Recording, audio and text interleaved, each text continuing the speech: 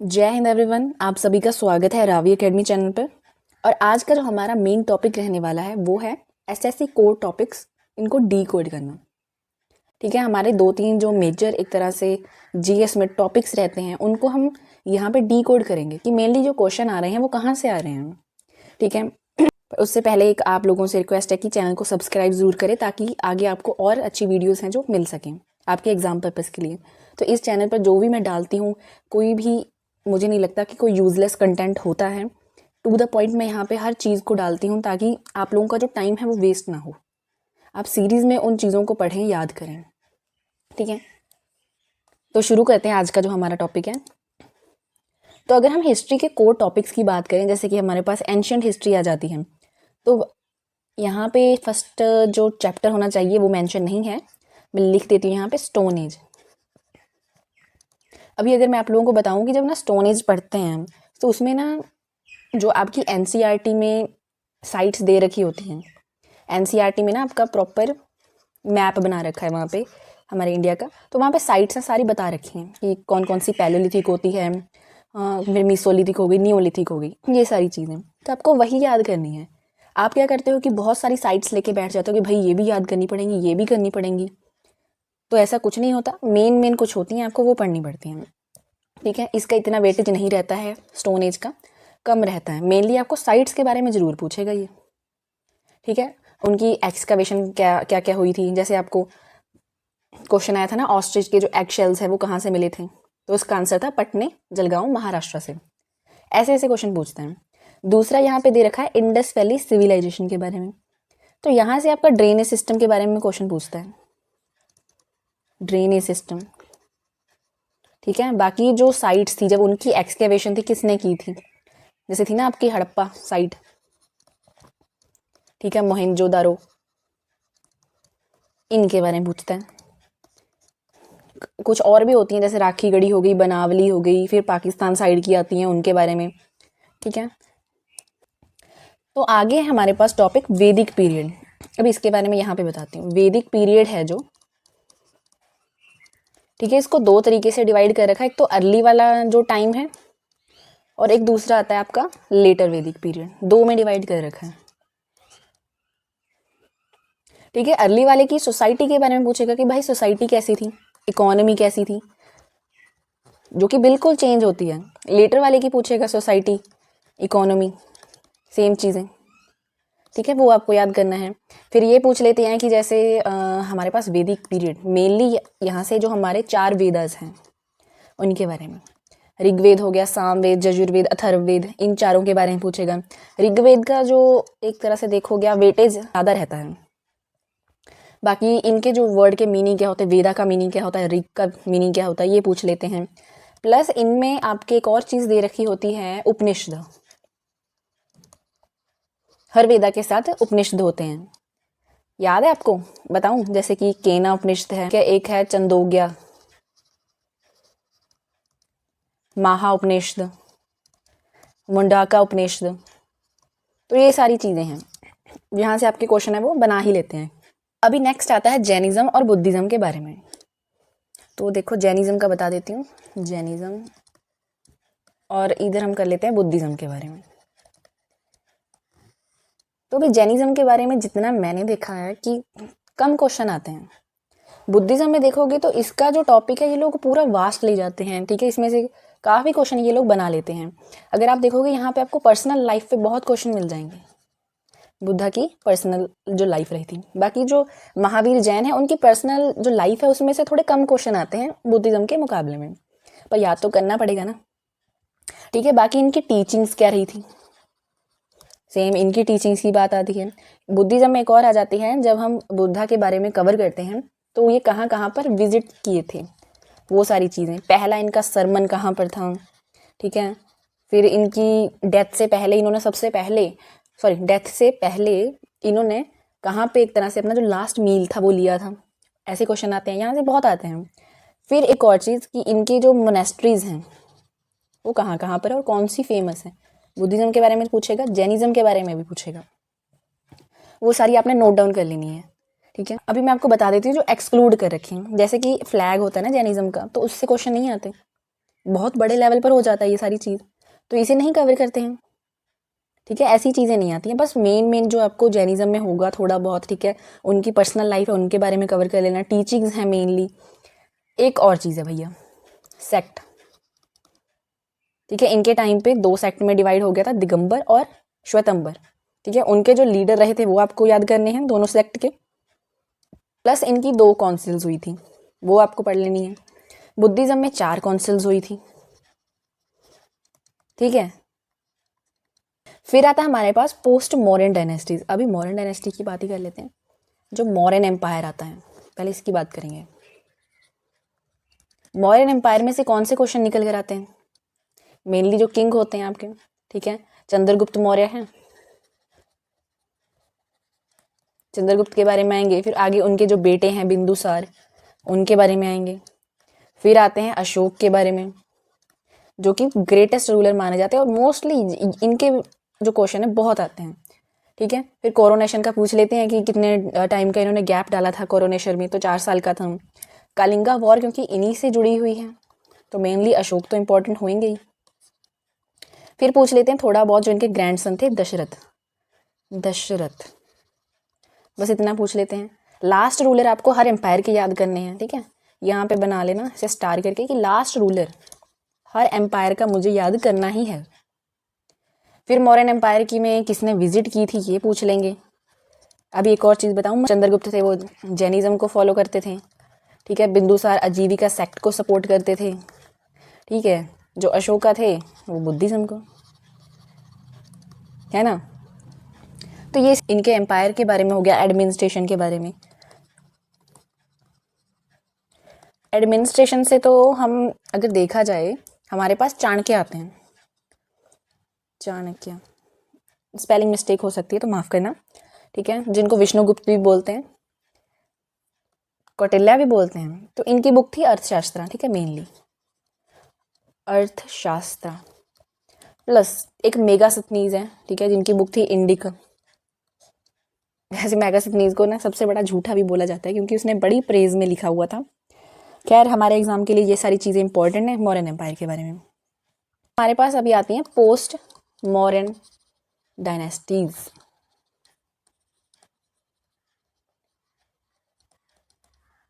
इसमें क्या है, इसमें कौन कौन से रूलर्स थे? जैसे कि शुंग डायनेस्टी थी, सतवाहना थे, कुषाण रूलर्स थे, छोटी मोटी और डायनेस्टीज भी थी, वकाटक थी।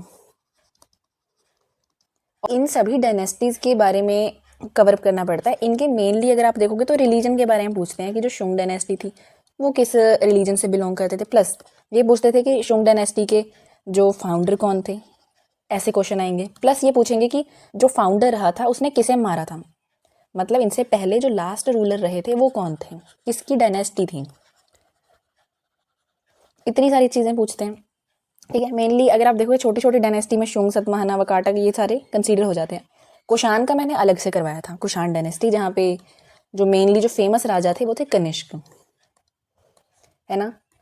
प्लस इन्हीं के साथ ही जो 3 स्कूल्स ऑफ आर्ट हैं उनको आपने कवर करना है। गांधार स्कूल ऑफ आर्ट है, अमरावती है, तीसरा है मथुरा स्कूल ऑफ आर्ट। तीनों के, इन तीनों स्कूल ऑफ आर्ट्स में आपने याद क्या करना है कि किस चीज़ से वो, जो आप देखोगे वहाँ पे जो भी आइडल्स बना रखे होंगे वो किस मटेरियल से बना रखे हैं। वाइट सैंडस्टोन है या रेड सैंडस्टोन है, कौन से हैं, तो ये आपने देखने हैं। ठीक है, तो इन चीज़ों को कवर करना इम्पोर्टेंट हो जाता है। अभी नेक्स्ट दे रखा है हमारे पास गुप्त एम्पायर, साथ में संगम एज भी दे रखा है। तो अभी नेक्स्ट हमारे पास आता है संगम एज। तो संगम एज में हम क्या कवर करते हैं? संगम एज में हमारे पास 3 जो संगम हुए थे, ठीक है, उनके बारे में कवर करवाते हैं। बाकी मेनली उस टाइम के जो एपिक्स रहे थे, 5 एपिक्स थे अगर आपको याद होगा, जो इम्पोर्टेंट माने जाते हैं, तो उनके बारे में कवर कराते हैं। फिर सोसाइटी ही डिवाइडेड थी। अभी जो संगम एज चल रही है, अगर आप लोग देखोगे तो साउथ साइड की बात हो रही है यहाँ पे। तो उस टाइम पे सोसाइटी किस कैसे जो बट रखी थी, उनके अलग अलग नाम थे ना, जैसे मैंने याद करवाया था, कुरिंजी थे, मोलाई थे, है ना। ये सारे मैं लिख देती हूँ एग्जाम्पल के तौर पे, तो आप लोगों को याद रहेगा, कुरिंजी और मोलाई। तो ये आपने कवर करना है, ठीक है। बाकी एक और चीज़ है, अगर आपको थोड़ा सा डेप्थ में पढ़ना है तो हमारे पास 11th की NCERT बुक आती है तमिलनाडु बोर्ड की। पर मुझे लगता है कि अगर आप लोगों ने मेरी वीडियो देखनी है संगम एज के बारे में, तो वहाँ पर मैंने हर एक चीज़ को कवर करवा रखा जो मुझे लगा इंपॉर्टेंट है हमारे एग्ज़ाम के लिए। बाकी अगर आपको फिर भी लगता है कि मुझे थोड़ा और पढ़ना है इसके बारे में संगम एज के में, तो आप 11th की NCERT कवर कर सकते हैं, ठीक है। तो गुप्त एम्पायर की बात करें तो ये बहुत ही मोस्ट इम्पॉर्टेंट एम्पायर माना जाता है। मोस्ट इम्पॉर्टेंट क्यों माना जाता है? क्योंकि यहाँ पर क्या था, इसे गोल्डन एज कहते हैं। बहुत सारी डेवलपमेंट अगर आप लोग देखोगे, मैथमेटिशियंस हो गए, एस्ट्रोलॉजर्स हो गए, ठीक है, यहीं से हुए हैं वो गुप्त एम्पायर में। मतलब ज़्यादातर फ्लोरिश हुआ था ये सारी चीज़ें। तो गुप्त एम्पायर के बहुत सारे जो एक तरह से किंग रहे हैं उनके बारे में कवर करना, उनके 9 जेम्स ऑफ द कोर्ट थे वो कवर करना। तो यहाँ से कंसेप्ट आता है प्रशास्ति का, जो कि in the praise of king लिखी जाती है। तो ये आपने मोस्ट इंपॉर्टेंट चीज़ है, ये आपने याद करनी है कि कहाँ कहाँ से कौन से जो पिलर मिले हैं, इंस्क्रिप्शन वहाँ पे लिखी गई थी, ठीक है, उन सभी को कवर करना है। तो ये हो गया। बाकी गुप्त एम्पायर हो गया, संगम एज हो गया। इसके बाद क्या आएगा हमारे पास? ट्राइपार्टाइट स्ट्रगल, ठीक है, जहाँ पर हमारे पास थे पालास, गुर्जर प्रतिहार और राष्ट्रकूट, ये सारे थे, ठीक है, ट्राइपार्टाइट स्ट्रगल में। फिर एक पढ़ना है हमने इंपीरियल चोलास के बारे में, ये अलग से हो गया जो टॉपिक होगा। फिर आते हैं चेर, पांड्य किंगडम, ठीक है, पल्लव हो गए। तो इन सभी के बारे में मतलब जब भी आप लोग कोई चीज़ कंप्लीट करते हो, जैसे कोई सब्जेक्ट है आपने पढ़ना है, तो मेनली ना आपका जो फोकस है वो ये होना चाहिए कि मैं इसको कितनी बार रिपीट कर सकता हूँ इस चीज़ को, वो आपका मेनली आपका फोकस होना चाहिए। अगर आप लोग ये चीज़ सोच रहे हो कि नहीं नहीं यार मैंने एक बार पढ़ लिया तो मेरा हो जाएगा, नहीं। अगर आप कह रहे हो कि मैं 20 टाइम, ठीक है, 20 टाइम्स भी अगर मैं पढ़ना चाहूँ, 20 टाइम, तो करो कवर भाई, खुद के लिए करना है हमने। तो अभी नेक्स्ट है मेरे पास मेडिवल हिस्ट्री, ठीक है, मोटा मोटा बताऊंगी इसके बारे में, मेडिवल के बारे में। तो दिल्ली सल्तनत हो गया, जहाँ पे हम स्लेव्स के बारे में, खलजी के बारे में आ जाते हैं क्वेश्चन, खलजी डायनेस्टी के बारे में। उसका जो मार्केट सिस्टम रहा था, याद है आपको? इस बार भी क्वेश्चन आ रखे थे मार्केट सिस्टम के बारे में, कि कितने तरह की उसकी मार्केट थी, किस मार्केट में वो क्या क्या चीज़ें थी ना, 3 तरह की उसका सिस्टम बना रखा था। फिर तुगलक हो गए, सैयद हो गए, लोधी हो गए, कवर करेंगे हम इनके बारे में भी अच्छे से। तो साउथ में विजयनगर और बहामनी किंगडम, इनके बारे में पूछ लेते हैं, ठीक है। फिर कहानी मुगल एम्पायर की हो गई, जैसे कि बाबर से औरंगजेब तक की है, वो पूछ लेते हैं। एडमिनिस्ट्रेशन कैसा रहा था इन लोगों का, जैसे मनसबदारी सिस्टम है। तो अब देखो भक्ति मूवमेंट है, तो ये भी बहुत ही ज़्यादा इंपॉर्टेंट टॉपिक हो जाता है, ठीक है। सूफी मूवमेंट है, इसको इसमें ही कंसीडर कर देते हैं, बट अगर हमसे हो सका तो हम इसको अलग टॉपिक लेकर आएंगे, ठीक है। मराठा एम्पायर के बारे में पूछ लेते हैं। तो ये सारी चीज़ें हमारी मेडिवल में आती हैं। पर यहाँ पे बात क्या आती है कि जो इम्पोर्टेंट हैं, अभी देखो जब हम एक तरह से किसी भी प्लेस की, किसी भी टाइम की हिस्ट्री के बारे में कवर करते हैं, तो हमें बहुत सारी चीज़ें मिल जाती हैं कि भाई उनके एम्पायर में ये हुआ था, वो हुआ था, उनका ऐसा एडमिनिस्ट्रेशन था, ठीक है, उनके इतने ज़्यादा किंग थे। अभी अगर आप लोग देखोगे तो किंग के बारे में बहुत ज़्यादा लिखा होता है, तो हमें सिलेक्टिवली पढ़ना होता है, ठीक है। अभी जैसे यहाँ पे मराठा एम्पायर लिखा है, तो वहाँ पे हम क्या कवर करेंगे?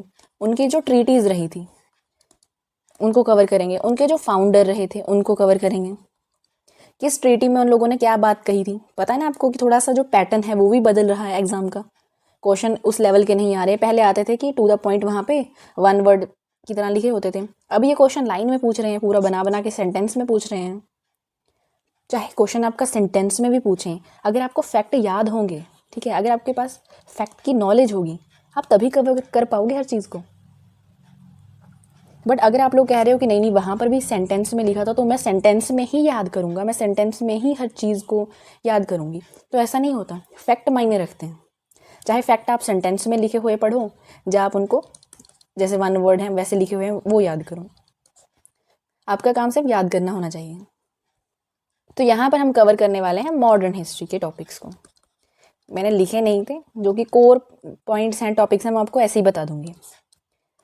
तो पहला आपका जो पूछ लेते हैं मोस्ट इम्पॉर्टेंट, आईएनसी के सेशंस के बारे में, इंडियन नेशनल कांग्रेस के सेशंस।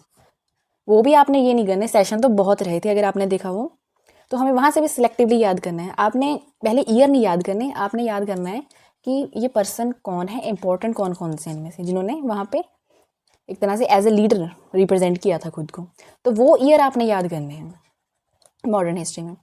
तो दूसरा हमारे पास आता है 1857 का रिवोल्ट, ये हमने पहले करना था, चलो कोई नहीं। तो इसके ईयर के बारे में पूछेंगे, किस ईयर में कौन सा रेबिलियन हुआ था, ठीक है, उनके लीडर कौन थे, कहाँ पर हुआ था, प्लेस पूछ लेंगे, तो ये कवर करना है, ठीक है। फिर नेशनल मूवमेंट आती है। नेशनल जो मूवमेंट है वो 3 पार्ट्स में हम इसको कवर कर सकते हैं, जो नेशनल मूवमेंट के फेजेस रहे थे, ठीक है। पहले प्री फेज होगा कि कैसे कहानी स्टार्ट होती है, फिर पीक टाइम होगा, फिर जब हमें हमारी चीज़ मिल जाती है, जैसे कि प्रॉपर हमें आज़ादी मिलनी है, तो वो सारी चीज़ें कवर करनी, तो इसको कवर करना, ईयर याद कर लेना, ठीक है। एक हमारे पास यहाँ पे आता है सूरत स्प्लिट, ये पढ़ लेना। फोर्थ आता है हमारे पास गांधी के बारे में, गांधीज विजिट हमारे इंडिया में आते हैं, उनका पहले बैकग्राउंड क्या रहा था, कब वो इंडिया आए थे, वो कवर करना है, कहाँ कहाँ किस प्लेस पे वो गए थे, वो सारी मतलब इनसे रिलेटेड जो भी सारी चीज़ें रही हैं, ठीक है। फिर उसके बाद जो हमारे फ्रीडम फाइटर्स हैं, मेनली आपने सेलेक्टिवली कवर करने हैं, उनके बारे में कवर कर लेना। तो अभी बात करेंगे हम एसएससी के कोर टॉपिक्स, हमारे जो इम्पोर्टेंट सब्जेक्ट रहता है इकोनॉमी, इसकी जो क्लासेस हैं वो अभी मैं ले रही हूँ कंटिन्यूसली। फर्स्ट चैप्टर तो मैंने कवर करा दिया था, बेसिक इकोनॉमिक कंसेप्ट्स के बारे में, माइक्रो और मैक्रो के बारे में, इन दोनों के बारे में। डिमांड एंड सप्लाई का अलग से चैप्टर करना है तुम लोगों ने, इलास्टिसिटी ऑफ डिमांड, क्योंकि एक ही बार में अगर तुम कहोगे कि मैं इसको बेसिक में डाल दूँ तो ये बेसिक इन्फॉर्मेशन नहीं होती है। माइक्रो मैक्रो तक हम बेसिक काउंट कर सकते हैं, पर डिमांड एंड सप्लाई को हम बेसिक में नहीं कर सकते, इनका अलग से चैप्टर करना, ठीक है। तो यहीं पर हमने कवर किया था types of economy and sector के बारे में, जैसे कि प्राइमरी, सेकेंडरी, टर्शरी, बहुत अच्छे से पढ़ाया था। मिक्स्ड इकोनॉमी के बारे में, पब्लिक वर्सेस जो प्राइवेट सेक्टर आता है उसके बारे में, नेशनल इनकम हो गया, यहाँ से आते हैं भर भर के क्वेश्चन, नेशनल इनकम से आते हैं। बैंकिंग सिस्टम आता है, ये मुझे सबसे प्यारा टॉपिक लगता है। तो यहाँ पे फंक्शंस होते हैं आरबीआई के, मॉनेटरी पॉलिसी होती है, रेपो रेट, सीआरआर, एसएलआर, ये सारी होती हैं। इन्फ्लेशन आती है, इन्फ्लेशन बहुत तरह की होती है, डिफ्लेशन होती है, ठीक है। इसमें काफ़ी ज़्यादा पॉइंट्स इंक्लूड किए जाते हैं इन्फ्लेशन में, तो इंपॉर्टेंट टॉपिक है। बजट एंड फिस्कल पॉलिसी, यहाँ पे एक और चीज़ इंक्लूड नहीं है, टैक्सेशन सिस्टम, क्योंकि बजट और टैक्स का जो टॉपिक है हम उसको इकट्ठा ही कवर कर लेते हैं, ठीक है। बाकी फिस्कल, रेवेन्यू डेफिसिट्स है, वोट ऑन अकाउंट है, अच्छे से समझते हैं। नेशनल इनकम की बात करें तो जो नेशनल इनकम है उसमें हम लोग इंक्लूड क्या क्या करते हैं, तो सबसे पहले करते हैं जीडीपी को इंक्लूड। तो यहाँ पे आप लोगों को मैं एक इम्पॉर्टेंट चीज़ बता दूँ कि अगर आपने जीडीपी को कवर कर लिया तो इसी से आप लोग जीएनपी बना सकते हो, इसी से आप लोग आगे एनएनपी बना सकते हो, एनडीपी बना सकते हो, मतलब इन सभी के फॉर्मूले आप इस जीडीपी से ही बना सकते हो। इसमें आगे इसकी टाइप्स आती हैं, जैसे कि नॉमिनल हो गई है, रियल हो गई, ये टाइप्स हो गई, इनको कवर करते हैं। और कौन सा इंपॉर्टेंट टॉपिक है, पर कैपिटा इनकम पूछ लेंगे क्या होती है, फिर पूछेंगे पर्सनल इनकम क्या होती है। इनमें फॉर्मूले आते हैं दोनों में, मतलब मेनली आप इकोनॉमी में जब नेशनल इनकम करोगे ना तो फॉर्मूले आते हैं, पर आपको देखने में लगे कि भाई इतने बड़े फॉर्मूले हैं, पर है कुछ भी नहीं है वो, अगर आप उसको समझ के करते हो। पर्सनल इनकम हो गई, तीसरी आती है पर्सनल डिस्पोजेबल इनकम, ठीक है। तो इसके बाद क्या हम कवर करेंगे, जैसे जीडीपी है, फिर आपको पूछेंगे, अभी ज़्यादातर जो क्वेश्चन आते हैं ना ये है GDP at factor cost, GDP at market price. अब आप लोगों के दिमाग में आता है कि भाई मार्केट प्राइस क्या है, फैक्टर कॉस्ट क्या है, तो वीडियो देख सकते हो आप जाके मेरी नेशनल इनकम पे। तो फैक्टर कॉस्ट का मैं बता देती हूँ, तो इसमें हम मार्केट प्राइस को इंक्लूड कर देते हैं, माइनस इनडायरेक्ट जो टैक्सेस होते हैं वो, नेट इनडायरेक्ट टैक्सेस, फिर मार्केट प्राइस का फॉर्मूला होता है। अगर ये 2 फॉर्मूले हो गए तो इनको आप निकाल सकते हो इजीली। तो ये तो हो गया हमारा नेशनल इनकम के बारे में। एक और चीज़ है यहाँ पे, सेंट्रल स्टैटिस्टिकल ऑफिस, ठीक है, इसको कवर करना है। तो अभी मैं आपको बताऊंगी बैंकिंग सिस्टम के बारे में। यहाँ पे आपका ना मेनली पूछ लेंगे, मार्केट्स पूछ लेते हैं, पब्लिक मार्केट, प्राइवेट मार्केट, है ना। जब हम बात करते हैं जैसे शेयर्स हो गए, बॉन्ड्स को सेल वगैरह करने की, तो मार्केट की बात पूछ लेते हैं। बाकी मॉनेटरी पॉलिसी के बारे में पूछेंगे। मॉनेटरी पॉलिसी अपने आप में ही एक अच्छा खासा टॉपिक बन जाता है, ठीक है। फिर ये पूछ लेंगे फंक्शंस क्या हैं आरबीआई के। फिर मोस्ट जो आपके ज़्यादा पूछे जाते हैं क्वेश्चन वो है रेपो रेट के बारे में, एक रिवर्स रेपो रेट, एक सीआरआर जिसे कैश रिजर्व रेशो बोलते हैं। तो फिर आता है हमारे पास एसएलआर, सेल्फ लोडिंग राइफल। ये नहीं होता भाई, स्टैट्यूटरी लिक्विडिटी रेशो है, स्टैट्यूटरी लिक्विडिटी रेशो, ये हो गया। बाकी यहाँ पे पूछेंगे कमर्शियल बैंकों के बारे में, प्राइवेटाइजेशन होगी बैंक्स की, उनके बारे में पूछ लेते हैं, कब हुई थी, कितने बैंक थे, उनको नेशनलाइज किया था, ये सारी चीज़ें। अभी हम इन्फ्लेशन की बात कर लें। इन्फ्लेशन क्या होती है, कमेंट्स में बताना आप लोग, ठीक है। इसी का ऑपोजिट होता है डिफ्लेशन। इन्फ्लेशन होगी, डिफ्लेशन होगी, बहुत सारे इसमें टॉपिक्स हैं जो इंक्लूड किए गए हैं, ठीक है। एक और होती है हमारे पास demand pull inflation, cost push inflation, ठीक है। कंज्यूमर प्राइस इंडेक्स पूछेंगे, सीपीआई, फिर पूछेंगे होलसेल प्राइस इंडेक्स, ये सारी कवर करेंगे हम भी। बट अगर आप लोगों को लगता है कि आप कहीं और से भी कवर करना चाहते हैं तो बेशक कर सकते हैं। फिर आता है हमारे पास बजट प्लस जो टैक्सेशन सिस्टम है। टैक्स कई प्रकार का होता है, पहले डायरेक्ट और इनडायरेक्ट होता था, जो अबॉलिश कर रखे हैं ना उनके बारे में भी क्वेश्चन आएंगे। और फिर पूछते हैं जीएसटी के बारे में, जीएसटी, फिर जीएसटी जो काउंसिल है उसके बारे में, ये कौन सी अमेंडमेंट के अंडर बनाई गई थी, मतलब इंक्लूड की गई थी, वो सारी चीज़ें। मेनली तो डिफरेंट जो सारे टैक्सेस रहे हैं वही पूछते हैं। अगर और बताऊँ आप लोगों को, कस्टम ड्यूटी होती है, एक्साइज ड्यूटी हो गई। फिर पूछते हैं एक एंजल टैक्स होता है जो स्टार्टअप्स पे लगता है, सिक्योरिटीज़ ट्रांजैक्शन टैक्स होता है एक, और भी बहुत सारे होते हैं। यहाँ पे तो मैंने थोड़े बहुत ही ऐड किए हैं। तो आपको सभी तरह के टैक्सेस हैं वो पढ़ने हैं, वो भी सिलेक्टिवली। अभी बजट आ जाता है, बजट, यूनियन बजट की बात करते हैं। बजट के वेरिएंट्स होते हैं, कितने टाइप का बजट होता है वो पूछते हैं। फिर एक और हमारे पास टर्म आती है डेफिसिट, रेवेन्यू डेफिसिट पूछते हैं इसमें, ठीक है। प्राइमरी डेफिसिट हो गया, ये सारे 3-4 प्रकार के होते हैं ये। फिस्कल डेफिसिट वो पूछ लेंगे। एक आता है वोट ऑन अकाउंट, ये टर्म है, इसके बारे में आ सकता है। इंटरिम बजट, ये भी टर्म है एक।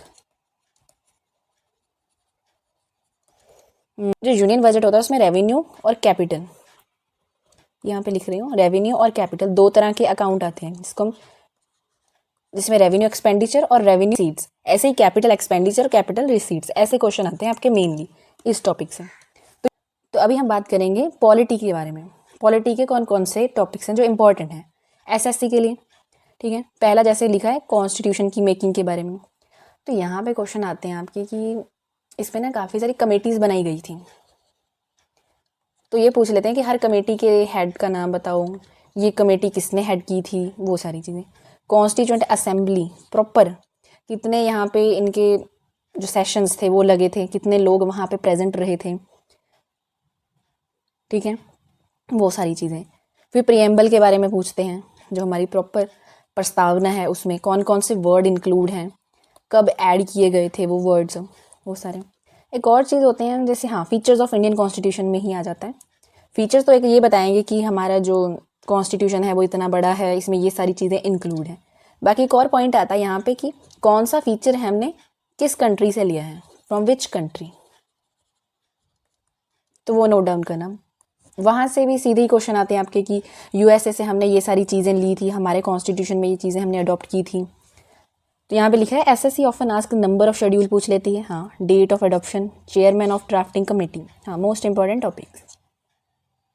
एक रह गया शेड्यूल्स, इंपॉर्टेंट है। यूनियन एग्जीक्यूटिव के बारे में, president, vice president, prime minister, council of minister, attorney general of India, ये तो यूनियन के एग्जीक्यूटिव हो गए। जब हम स्टेट के एग्जीक्यूटिव के बारे में बात करते हैं, यहाँ पे प्रेसिडेंट है, वहाँ पे गवर्नर होता है। तो मैं आपको एक सलाह दूंगी कि आपने ये वाला कवर कर लेना है मोस्टली, और यहाँ वाले सिर्फ आर्टिकल याद करने हैं, बाकी सारी चीज़ सेम वही होती है। प्रेसिडेंट है, हाँ ये है कि प्रेसिडेंट के पास थोड़ी ज़्यादा पावर आ जाती है, गवर्नर के पास क्योंकि कम हो गई, क्योंकि वो स्टेट का होता है, पर होती सेम ही है, सेम टाइप की है। तो एक और है यहाँ पे प्रेसिडेंट वाले में आपको पार्डनिंग पावर होती है, पार्डनिंग पावर होती है, प्रेसिडेंट के पास भी होती है और गवर्नर की, कि माफ़ कर देते हैं अगर किसी ने कोई जुर्म किया हो तो उसको प्रॉपर पहले देखते हैं कि हाँ ठीक है माफ़ कर सकते हैं कि नहीं। आर्टिकल याद कर लेना है कि कौन सा आर्टिकल है दोनों का। वाइस प्रेसिडेंट के बारे में थोड़ा बहुत ही होता है, कवर कर लेना। प्राइम मिनिस्टर, अभी एक चीज़ देखो, प्रेसिडेंट के बारे में यहाँ पे बहुत सारा कुछ लिखा हुआ है, फिर भी उसके पास हम देखते हैं कि प्रेसिडेंट के पास कुछ इतनी पावर होती नहीं है। बट जब आप प्राइम मिनिस्टर के बारे में पढ़ोगे ना, कॉन्स्टिट्यूशन में काफ़ी कम लिखा हुआ मिलता है, और प्राइम मिनिस्टर के पास पावर देखो कितनी होती है। इसमें आता है काउंसिल ऑफ मिनिस्टर्स, अगर इसकी काउंसिल ऑफ मिनिस्टर्स पढ़ लोगे तो स्टेट की आपको ऑटोमेटिकली याद हो जाएगी। फंडामेंटल राइट्स एंड ड्यूटीज़, दो अलग अलग टॉपिक्स हैं, राइट्स के बारे में प्रॉपर कवर करना है। अब पूछते क्या हैं, अभी आपका आया था मेंस में क्वेश्चन, डॉक्ट्रिन पूछी थी इन्होंने। कुछ डॉक्ट्रिन्स होती हैं, जैसे कि डॉक्ट्रिन होती है बेसिक स्ट्रक्चर की, है ना, मतलब बेसिक स्ट्रक्चर है, उसमें कौन कौन से हमारे पास केस आए थे, ठीक है, उनका प्रॉपर मीनिंग क्या है, ये सारी चीज़ें तो डॉक्ट्रिन में इंक्लूड होती हैं। तो यहाँ से क्वेश्चन आ रहे हैं आजकल, तो आपको प्रॉपर कवर कर लेने हैं 12 से 35 तक जो हमारे फंडामेंटल राइट्स है, प्लस जो मोस्ट इंपॉर्टेंट केसेस हैं उनको भी आपने राइट डाउन करना है, ठीक है। राइट टू कॉन्स्टिट्यूशनल रेमेडीज़, ये हमारा आर्टिकल 32 में आता है, मोस्ट इंपॉर्टेंट आर्टिकल माना जाता है। बाकी फंडामेंटल ड्यूटीज़ हैं। एक यहाँ पे और चीज़ नहीं मेंशन कर रखी, DPSPs, उसको 3 पार्ट्स में डिवाइड कर रखा है, ठीक है, सोशलिस्ट में, गांधीयन और मार्क्सिस्ट प्रिंसिपल्स में। तो यहाँ पे आपने याद करना है कि गांधीयन प्रिंसिपल में कौन कौन से आर्टिकल्स इन्वॉल्व हैं, सोशलिस्ट में कौन से हैं, मार्क्सिस्ट में कौन से हैं। अभी आ रहा है पार्लियामेंट के बारे में, लोकसभा राज्यसभा, मेंबर्स पूछ लेते हैं, कितनी सीट्स हैं वो पूछ लेंगे, ठीक है, इनके आर्टिकल पूछ लेंगे। तो ये पढ़ना है आपने। स्पीकर ऑफ लोकसभा के बारे में अलग से, हाँ ये बहुत ही इंपॉर्टेंट टॉपिक है स्पीकर वाला। फिर पार्लियामेंट्री कमेटीज़ होती हैं, वो कवर करना है। लेजिस्लेटिव प्रोसीजर्स क्या क्या होते हैं वो सारे। नेक्स्ट है जुडिशरी के बारे में, तो सुप्रीम कोर्ट हो गई, हाई कोर्ट हो गई, जुडिशियल रिव्यू, रिट्स के बारे में पूछेंगे, हिबिस कॉर्पस, मैंडेमस, सर्शोरारी होती है एक, क्यो वारंटो, ये सारी। जुडिशियल रिव्यू के बारे में काफ़ी पूछते हैं। हाई कोर्ट्स और supreme courts, mainly article important है हाई कोर्ट के, तो सुप्रीम कोर्ट के बारे में इनके भी आर्टिकल ही इम्पोर्टेंट है। फिर आता है हमारे पास constitutional bodies, election commission, finance commission, union public service commission, controller and auditor general हो गया, attorney general, mainly constitutional bodies ये टॉपिक है। फिर एक और आता है हमारे पास नॉन कॉन्स्टिट्यूशनल बॉडीज़, उसे पढ़ना है, ठीक है। स्टैट्यूटरी बॉडीज़ आता है एक, तो इन सभी को आपने कवर कर लेना अच्छे से कि इसमें कौन कौन से जो कमीशन है वो इंक्लूड कर रखे हैं। तो बाकी जो हमने यहाँ पे कवर किया, एक तो हिस्ट्री के बारे में, पॉलिटी, और एक था हमारा इकोनॉमी। तो आप लोगों की जानकारी के लिए बता दूँ, इसमें से एंशिएंट को तो मैं कवर करवा चुकी हूँ, इकोनॉमी हमारी चल रही है। 3 सब्जेक्ट्स यहाँ पे मैंने कवर करवाए हैं, बाकी जो और भी हमारे सब्जेक्ट्स रहेंगे उन पे भी मैं जल्दी ही आप लोगों को कवर करवाऊँगी, ठीक है। बाकी चैनल को सब्सक्राइब ज़रूर कर लेना, अगर वीडियो अच्छी लगी हो तो लाइक ज़रूर करना। And thanks for watching.